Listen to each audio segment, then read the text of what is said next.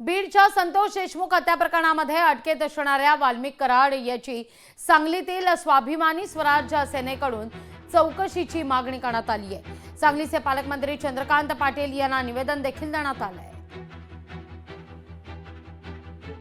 मुकुंद जाधवर यांनी राजकीय आणि प्रशासकीय सांगली जिल्हा पोलिसांच्यावरती दबाव टाकला आणि आमच्यावरती 15 लाख रुपयाचा खोटा खंडणीचा गुन्हा दाखल केला।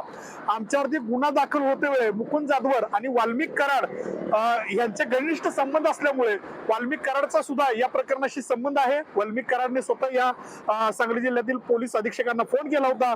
तसेच धनंजय मुंडेंचे पीए जोशी नावाचे त्यांनी देखील या ठिकाणी आमच्यावरती गुन्हा दाखल होते वेळी फोन केलेला आहे।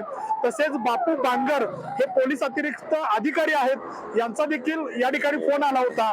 अन्य कुणाचे फोन आले होते, अन्य कुणाच्या सांगण्यावरून हा खोटा गुन्हा दाखल झाला। याची उच्चस्तरीय चौकशी झाली पाहिजे या मागणीसाठी आम्ही आज जिल्ह्याच्या पालकमंत्र्यांच्याकडे मागणी केली आहे। लोकशाही मराठी ऐका, पहा, जागरूक रहा।